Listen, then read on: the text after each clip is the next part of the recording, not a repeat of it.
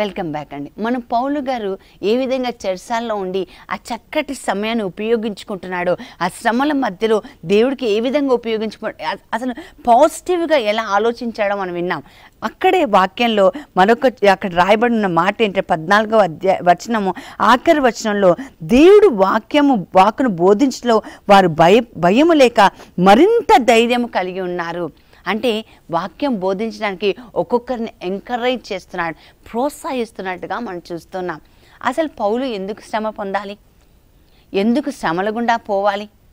ఆత్మతో నింపబడిన వ్యక్తి దేవుడు కార్యాలు చేయాలి, కానీ దేవుడు కార్యాలు నిమగ్నం అవ్వాలి, కానీ ఎందుకు ఊరికనే శ్రమలు పొందాలి? పౌలు గారి జీవితం నుంచే మనం నేర్చుకుందాం. వాక్యం పలుకుతుంది.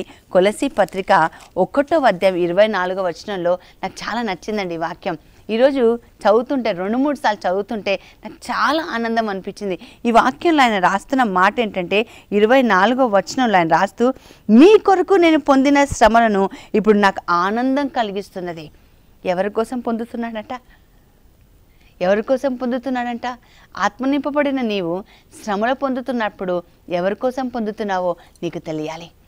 మీ కొరకు పొందిన శ్రమలు ఇప్పుడు నాకు ఆనందం కలుగుతున్నది. క్రీస్తు తన శరీరమైన శ్రీసభ కొరకు పడిన బాధల్లో కొదువుగా ఉన్న దానిని నేను ఇప్పుడు నా శ్రమల ద్వారా నేను పూర్తి చేస్తున్నాను. యేసయ్య మరణం, పునరుత్థానం, సఫరింగ్, శ్రమలు మరణం మనం చూస్తే అసలు కొదువైనది ఏదైనా ఉందా అని ఆలోచిస్తే అసలు కొదువైనది ఏమీ లేదు. మరి కొదువైన వాటిని నేను నా శ్రమల ద్వారా పూర్తి చేయుచున్నాను అంటే దాని అర్థం ఏది కొదువైంది?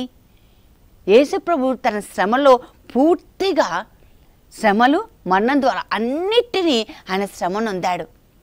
కానీ పౌలు గారు ఇక్కడ చెప్తున్నాడు కొద్దిగా కొదువ ఉంది. ఆ కొదువ ఏంటి?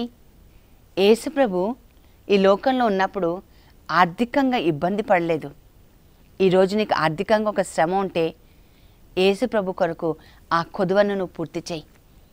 యేసుప్రభు ఈ లోకంలో ఉన్నప్పుడు ఏ రోజు కూడా దుప్పటి ముసుకేసుకొని నాకు జ్వరం వచ్చింది, నాకు ఒళ్ళు నొప్పులు వచ్చాయి, నాకు జలుబు వచ్చింది, నాకు కిడ్నీ ఫెయిల్ అయింది, నా హార్ట్ బీట్ సరిగ్గా లేదు, నాకు బ్రెయిన్ హ్యామరేజ్ అయింది, నాకు పక్షవాతం వచ్చింది అని చెప్పలేదు. ఆయనకు అనారోగ్యమే లేదు. ఈరోజు అనారోగ్యమైన శ్రమ ఒక విశ్వాసిగా నీకు ఉంటే, ఆత్మతో నింపబడిన నీవు ఆత్మతో నింపబడ్డాను అని అనుకుంటే ఆ శ్రమను, ఆ కొదువను క్రీస్తు కొరకు పూర్తి చేయడానికి ప్రయత్నం చేయి. అది దేవుడు ఈరోజు నీకు నేర్పిస్తున్నది. అందుకే పౌలు గారు చెప్తున్నాడు నాకు ఆనందంగా ఉంది. చాలామందిని చూస్తూ ఉంటాను, వేరే వాళ్ళకి చెప్పటంలో చాలా గట్టిగా చెప్పేస్తూ ఉంటారు, చాలా ధైర్యంగా చెప్పేస్తూ ఉంటారు, హ్యాపీగా చెప్పేస్తూ ఉంటారు. కానీ వాళ్ళ జీవితంలోకి వచ్చేసరికి, అందుకనే ఒక సేయింగ్ ఉంది, preachers preach but don't practice. వాక్యం బోధించే వరకే, తర్వాత ఆచరణలోకి వచ్చేసరికి అది కొదువైపోతూ ఉంటుంది. చిన్న శ్రమ రాగానే ఒక మూల కూర్చొని ఏడ్చి పూర్తిగా దేవుడు నామానికే మహిమకే వ్యతిరేకంగా జీవిస్తూ ఉంటారు. ఆయన చెప్తున్నాడు నేను ఒక శ్రమను అనుభవిస్తున్నాను, నా కాళ్ళల్లో ఒక ముళ్ళుంది, అయినప్పటికీ నేను అనుభవిస్తున్నాను. ఎందుకంటే నా దేవుడు ఒక శ్రమలలో కొదువైన వాటిని నేను పూర్తి చేయుచున్నాను. నాకు చాలా ఆనందంగా ఉంది. ఇంగ్లీష్లో చాలా బాగుంటుంది, I'm the part taker of the sufferings of Christ. Are you filled with the spirit of God? దేవుడు ఆత్మతో నింపబడ్డావా? అయితే be part taker of the sufferings of Christ. యేసయ్య శ్రమలతో నువ్వు పాలు పంచుకో. నా కొదువైన వాటిని నేను నా శ్రమ ద్వారా పూర్తి చేయుచున్నాను అని చెప్తున్నాడు. ఫిలిప్పీ పత్రిక 3వ అధ్యాయం 10వ వచనంలో ఆయన ఒక మాట చెప్తున్నాడు. ఫిలిప్పీ పత్రిక 3వ అధ్యాయం 10వ వచనంలో ఆయన చెప్తున్నాడు, ఎంత చక్కటి మాట అంటే, క్రీస్తును తెలుసుకునవలెనని ఆయన పునరుత్థాన ప్రభావం అనుభవించాలని నా వాంఛ. నాకు ఒకే ఒక ఆశ, అదేంటంటే నేను క్రీస్తుని తెలుసుకోవాలి. పౌలు క్రీస్తుని తెలుసుకోలేదా? బాగా తెలుసుకున్నాడు కాబట్టి క్రీస్తు కోసం బ్రతకాలనుకున్నాడు. అయినా కూడా ఇంకా చెప్తున్నాడు, ఇంకా నేను క్రీస్తుని తెలుసుకోవాలి. పెంతెకోస్తు పండుగ రోజున ఒక చిన్న ప్రార్థన చేసుకుందాం. ఆత్మదేవ, నాకు క్రీస్తు ఎవరో ఎరిగింపచేయి. I want to know Jesus. ఆ యేసు నా కోసం ఏం చేశాడు? చూడండి, యేసుప్రభు ఆత్మతో నింపబడినప్పుడు మనం చూస్తాం, ఎర్ర సముద్రాన్ని నన్ను చీల్చలే, లేదా ఎరుకో గోడలు పగలగొట్టలే, సింహాల బోన్లో నుండి ఆయన బయటికి రాలే, ఏదేదో వేరే వేరే పనులు చేయలేదు. ఆయన చేసిందల్లా ఒకటే, ఆయన శత్రువులని చంపలేదు. ఇదంతా పాత నిబంధనలో ఉన్న వాళ్ళవి. వాళ్ళకి ఆత్మ నడిపింపు ఉందేమో కానీ ఆత్మలో జీవించటం లేదు. పౌలు గారు యేసుప్రభు వచ్చేసరికి ఆత్మలో జీవించటం అంటే, నాలో ఆత్మ ఉంది, పౌలు గారు ఆత్మ ఉంది, యేసుప్రభులో ఆత్మ ఉంది. ఇప్పుడు నీలో నాలో ఆత్మ ఉంటే మనం ఏం చేయాలో మనం నేర్చుకోవాలి. ఆయన చెప్తున్నాడు, నాకు ఒక వాంఛ ఉంది. ఆ వాంఛ ఏంటంటే, నేను దేవుడిని, క్రీస్తుని ఇంకా తెలుసుకోవాలి. అంతేకాదు పునరుత్థానపు అనుభవంలోకి నేను వెళ్ళాలి. ఒక రిజరెక్టెడ్ పవర్ అంటే, నేను శ్రమలో ఉన్నాను, నేను తిరిగి లేసే శక్తి. ఈ మధ్య కాలంలో నేను ఆలోచిస్తున్నప్పుడు, దేవుడు సృజనాత్మకమైన శక్తి అంటే క్రియేటివ్ పవర్ గొప్పదా లేదా పునరుత్థాన పవర్ గొప్పదా అని ఆలోచిస్తే నాకు అనిపించింది, పునరుత్థాన పవరే గొప్పది, పునరుత్థాన శక్తి గొప్పది. దేవుడు సృష్టించినవి చాలా చచ్చిపోయి మనుషులు కూడా చనిపోతున్నారు, సమాధి చేయబడుతున్నారు. కానీ పునరుత్థాన శక్తి ఏంటంటే చచ్చిపోయిన వాళ్ళని లేపుతుంది. ఆమెన్. అది తెలుసుకోవాలని నా వాంఛ.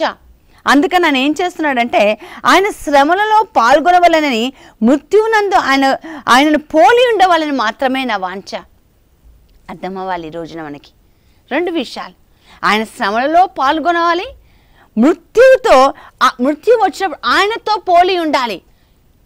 మరణం అంటే భయమా? శ్రమ అంటే బాధనా? అన్నీ వదులుకొని ఉండాలని అనిపిస్తుందా? అయితే నీలో ఆత్మ ఉందా? పౌలు ఆత్మతో నింపబడిన వ్యక్తి అయ్యుండి ఆయన చెప్తున్న మాట ఏంటంటే, నేను శ్రమలో పాల్గొనాలి, ఇంకా శ్రమ కావాలి నాకు. Is inviting suffering. నాకు ఇంకా శ్రమ కావాలి. అంతేకాదు, నేను మరణించినప్పుడు నా యేసు ప్రభు యొక్క మరణంతో పోలి ఉండాలి. My death has to compare with the death of my Jesus. అదే నా వాంఛ. సాధ్యమగునని మృతిలో నుండి పునరుత్థానం పొందాలని కూడా నా ఆశ. ఆత్మతో నింపబడిన మనము ఈరోజు ఈ సత్యాన్ని తెలుసుకుందాం. ప్రియ బిడ్లారా, శ్రమ వచ్చినప్పుడు దేవుడు మనల్ని వదిలేస్తాడా? బైబిల్ చెప్తుంది, ఆయన మనం వదిలేని దేవుడు కాదు. శ్రమను మనం సరిగ్గా డీల్ చేస్తే, శ్రమను జయించిన యేసయ్య ఆ శ్రమ నుండి నేను బయటికి లాగుతాడు. శ్రమను సరిగ్గా డీల్ చేయక నువ్వు ఇష్టం వచ్చినట్టుగా తిరిగిపోతే దేవుడు నేను ఆ శ్రమ నుండి బయటికి తీసుకురావడానికి కష్టమవుతుంది. మన ఆలోచనలు దేవుడు ఆలోచనలు వంటివి కాదు. ఎన్ని రోజులు శ్రమ పడాలి? శ్రమ పడాలన్నది దేవుడు వాంఛ. ఎందుకంటే దర్శన గ్రంథం 2:10 ఉంటుంది, మీరు ఈ లోకంలో 10 దినములు శ్రమలు పడతారు, మీరు శ్రమలు పాలవ్వాలని వాక్యం పలుకుతుంది. మరి ఎన్ని రోజులంటే time and decision is from God. నాకు ఈ సంవత్సరంలో శ్రమలు పోతాయా? కొంతమంది ప్రవచనాలు అడుగుతూ ఉంటారు, కొంతమంది ఈ సమస్య నుండి నేను ఎప్పుడు బయటపడాలి చెప్పండి అని చెప్తూ ఉంటారు. కానీ మనకున్న ఒక పెక్యులర్ టైప్ ఆఫ్ సఫరింగ్ నుంచి బయటకు తీయడానికి రెప్పపాటు కాలం యేసయ్యకి చాలండి, ఒక రెప్పపాటు కాలం. కానీ బైబిల్ ఏం చెప్తుందంటే, సమయము కాలము నా ఆధీనంలో ఉన్నాయి, దేవుడు ఆధీనంలో ఉన్నాయి. నేను ఎప్పుడు బయటికి లాగాలో ఆయనకి బాగా తెలుసు. ఆయన మన శ్రమలో వేసేసి ఆయన తమాషా చూసే దేవుడు కాదు. మనం బయటకు లాగండి. నువ్వు నిరీక్షించి అబ్రహాము, ఆనోకు, సారా విశ్వాసములో దేవునికి ఇష్టలవుతే, నీవు పౌలు వలె ఇక్కడ ఈ లోకంలో శ్రమలతో దేవుడికి ఇష్టడుగా మారి, ఈ శ్రమలు అనుభవించి, శ్రమల ద్వారా దేవుడికి ఇష్టడుగా మారడానికి మనం ప్రయత్నం చేద్దాం. ఈ లోకంలో మనం జీవిస్తున్నప్పుడు క్రీస్తు బిడ్డగా మనం జీవించడానికి మనం ప్రయత్నం చేద్దాం. ఇదిగో చూడు, నా అరచేతుల్లో నీ పేరును చెక్కుకొని ఉన్నాను. నీ కన్నీటిని నేను చూడకుండా వదిలేసే దేవుడని కాదు, ఇదిగో ఒక సీసాలో నేను దాచిపెట్టుకున్నాను. భయపడకు, నేను తోడుగా ఉన్నాను. నా ఐశ్వర్యంతో నీ ప్రతి అవసరతను తీస్తాను. పౌలు గారు ఆయన ఒసగు శక్తి చేత సమస్తమును నేను జయించగలను. ఇలాంటి గొప్ప వాగ్దానాలు ఇచ్చిన దేవుడు ఒక్కటి మాత్రమే చూస్తుంటాడు. నాకు చాలా ఇష్టమైన వాక్యం సిరాకు గ్రంథం 2వ అధ్యాయం 1 నుంచి 3 వచనాల వరకు. నా కుమార్తె నీకు ఒక శ్రమ గుండా వెళ్తున్నావా? పరీక్షకు గురి అవుతున్నావా? అయితే నువ్వు సిద్ధంగా, నువ్వు నన్ను కుమార్తె నన్ను సేవించడానికి వచ్చావా? నా ఆత్మ కావాలని వచ్చావా? ఈ రాత్రంతా రేపంతా కూడా ప్రార్థనలో పాల్గొని పరిశుద్ధాత్మ దేవుడు నింపబడాలి, పరిశుద్ధాత్మతో నింపబడాలని ప్రార్థన చేసుకుంటూ వచ్చావా? నన్ను సేవించడానికి వస్తున్నావా? అయితే పరీక్షకు సిద్ధంగా ఉండవు. ఏం పరీక్ష? ఒక చిన్న శ్రమ. ఆ శ్రమ దేవుడు వెనుక నుండి, అందుకే చాలా మంచి మాట యెషయా గ్రంథం 30వ అధ్యాయంలో ఉంటుంది, 19-20 వచనాల్లో. ఇదిగో, God will allow you into the suffering bread of affliction. బాధాతప్తమైన సమయం అది, కానీ ఆయన మనకి మరుగై ఉండలేదు. బైబిల్ చెప్తున్న మాట, ఆయన వెనక్క నుండి ఇదిగో దారి, దీనిలో నడవమని చెప్తాడు. నువ్వు ఏ శ్రమ గుండా వెళ్తున్నావో నాకు తెలియదు, కానీ ఆత్మతో నింపబడిన నీవైతే ఆ శ్రమలను జయించడం కేవలం క్రీస్తు ద్వారానే సాధ్యం. ఆ శ్రమ దేవుడు నాకు మరొకరికి ఆత్మను రక్షించడానికి ఉపయోగించుకుంటున్నారంటే అంతకంటే ఆనందం మనకెవరికి లేదండి. ప్రార్థన చేసుకుందాం. సరైన ఆత్మ నడిపింపులో నీవు నేను ఉండాలని, ఆయన రాకడ సమయంలో ఆయన యందు ధైర్యంగా నిలబడి, మనస్సాక్షిలో ఎటువంటి దోషం లేకుండా ధైర్యంగా నిలబడి, యేసయ్య దగ్గర ఒక సర్టిఫికేట్, మంచి సేవకుడా, మంచి సేవకురాలా రా, నా కుడి ప్రక్కన కూర్చోమని ఒక మెసేజ్ని, దేవుడొక స్వరాన్ని వినడానికి ఎటువంటి శ్రమను జయించి దేవుడి సన్నిధిలో ప్రార్థన చేసుకుందాం. పరిశుద్ధుడైన దేవ, ప్రభా నీకు వందనాలు. మంచివాడ, మంచి చేయవాడ నీకు వందనాలు. ఈ దినాన్ని బట్టి ప్రభా నీకు వందనాలు. ఆత్మతో నింపబడిన వారు మీరు శక్తిని పొందుతారన్నావు. అవును ప్రభా, మా శక్తి మాకు సరిపోదు. ఈ లోకంలో మాకు ఎదురవుతున్న ఆర్థిక, శారీరక, మానసిక, కుటుంబ పరంగా, సమాజ పరంగా వస్తున్న శ్రమలు ప్రభా ఎదుర్కోవడానికి ప్రభా మా శక్తి మాకు సరిపోవటం లేదు. ప్రభా ఈరోజు మమ్మల్ని ఆశీర్వదించండి, దీవించండి. ఒక్కొక్కసారి చేయని నేరమే మా పైన మోపబడుతూ ఉంటుంది. అయ్యా ప్రభా, తప్పు చేయకుండానే ప్రభా మా జీవితంలో శ్రమలు వస్తూ ఉంటాయి.